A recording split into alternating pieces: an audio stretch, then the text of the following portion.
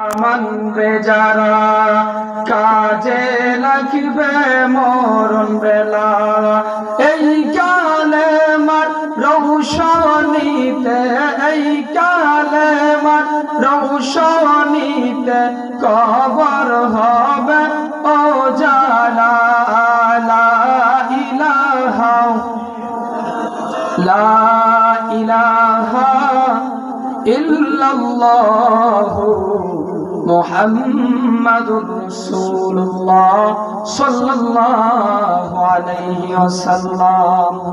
আল্লাহ আল্লাহ আল্লাহ আল্লাহ আল্লাহ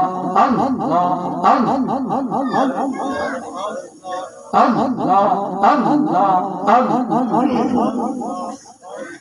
ছটপট ছটপট করে গো নবী অন্তরে ছটপট ছটপট করে গো নবী অন্তরে নবী কাছে আয়েশা ভালোবাসা কাছে আয়েশা ভালোবাসা নামুনা বুকে পাগলা রে ছটপট ছটপট করে গো নবী অন্তরে আল্লাহ আল্লাহ আল্লাহ আল্লাহ নবী না এলে এই ধরাতে নবী না এলে এই ধরাতে খতম পত হারা রে ছটপট ছটপট করে গো নবী অন্তরে আল্লাহ আল্লাহ আল্লাহ আল্লাহ আল্লাহ লা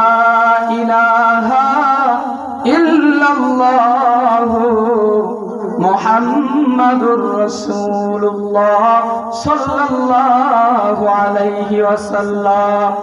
قال الله تعالى في كلامه المجيد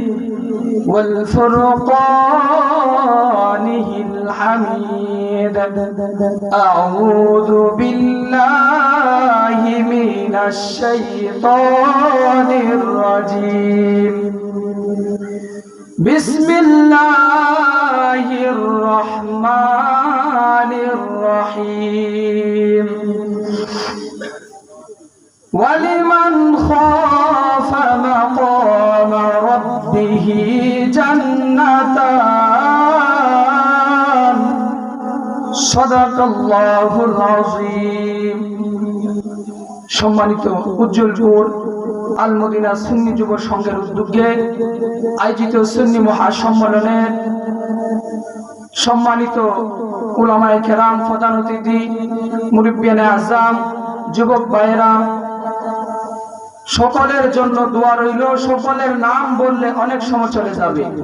সকলের জন্য দোয়া ভালোবাসা রইল। আল্লাহ পাক যেন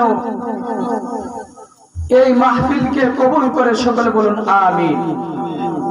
আমি যে আয়াতে কারিমা আপনাদের সামনে পেশ করলাম ওই আয়াতকে সামনে রেখে কয়েকটি কথা বলে আমি আমার আলোচনা শেষ করে দিব। অনেক উলামায়ে কেরাম বসা রয়েছে। মহান আল্লাহ রাব্বুল আলামিন পবিত্র কুরআনুল কারীমের মধ্যে ইরশাদ করেন, ওয়ালিমান খাফা মাকামা রাব্বিহি জান্নাতান। যদি পথ চলার সামনে তোমরা আমি আল্লাহকে ভয় করো, তোমাদের জন্য দুইটি জান্নাত রয়েছে। জুড়ে জুড়ে বলুন না সুবহানাল্লাহ। আল্লাহকে যদি ভয় করার মতো আমরা করি, আমাদের জন্য দুইটি জান্নাত রয়েছে। কয়টি জান্নাত? দুইটি জান্নাত। রাসূল সাল্লাল্লাহু আলাইহি ওয়াসাল্লাম ইমামে হুসাইন যুদ্ধের ময়দানে চলে যাবে। ওয়াহাব কালবির মা ওয়াহাব কালবিকে বলে, তুমি যুদ্ধের ময়দানে চলে যাও, আমি মা তোমাকে কসম দিয়ে যুদ্ধের ময়দানে পাঠাইতেছি, নবীর বংশ শহীদ হবে, তুমি একটি কদম পিছনে দেবে না। যদি একটি কদম তুমি পিছনে দাও, আমি মা তোমার প্রতি দুধের দাবি রেখে দিব। জুড়ে জুড়ে বল আল্লাহু আকবার। ওয়াহাব কালবি যুদ্ধের ময়দানে চলে গেল। শত্রুর সাথে যখন যুদ্ধের মোকাবেলা উনি করে, এক সময়ে উনি শহীদ হয়ে যায়। শত্রুরা উনার কল্লাটি নিয়ে ওয়াহাব কালবির মার সামনে আসলো। আসার পরে বলতেছে, আপনি কেমন মা? আপনি সন্তানকে কসম দিয়ে যুদ্ধের ময়দানে পাঠিয়ে দিয়েছেন, আপনার কসমের কারণে আপনার সন্তান শহীদ হয়েছে। ওয়াহাব কালবির মা ডাক দিয়ে বলে, আমার সন্তান শহীদ হয়েছে, আমি মা বলতেছি, আল্লাহ পাক যুদ্ধের মা বলে আমাকে ডাক দেবে। আর যারা ইসলামের জন্য যুদ্ধ করে তাদের দাম আছে কি আছে না? যারা যুদ্ধ করে শহীদ হয় তারা কিন্তু জান্নাতি। জুড়ে জুড়ে বলুন সুবহানাল্লাহ।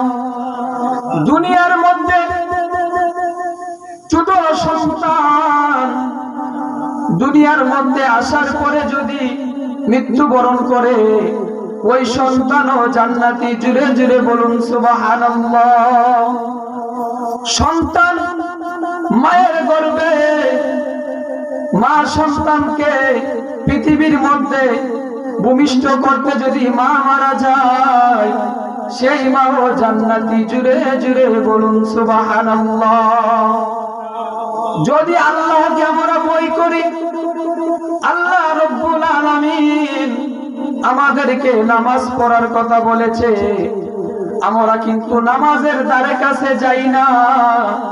কারণ নামাজ যদি আমরা পড়ি, খারাপ কাজ আমাদের থেকে চলে যাবে। আর যাদের খারাপ কাজের অভ্যাস রয়েছে তারা ওই নামাজ পড়ে না, তারা ওই নামাজ পড়ে না। আপনি যদি নামাজ পড়েন, নামাজ পড়লে আপনি খারাপ কাজ থেকে বিরত থাকতে পারবেন। যত আমরা ওয়াজ শুনি, একজনের মুখ থেকে এক এক রকম বয়ান আমরা শুনবো, কিন্তু যদি বয়ান শোনার পরে আমল না করেন, নামাজ না পড়েন, তাহলে কি হবে? ওয়াজ শোনার পরে নামাজ পড়তে হবে কি হবে না? যদি আপনি ওয়াজ শোনার পরে নামাজ পড়েন, তাহলে আপনি ওয়াজ বুঝেছেন, তাহলে ওয়াজ বুঝেছেন। আর যদি আপনি নামাজের ধারে কাছে আসেন না, ওয়াজ কিন্তু নফল। ওয়াজ কি নফল?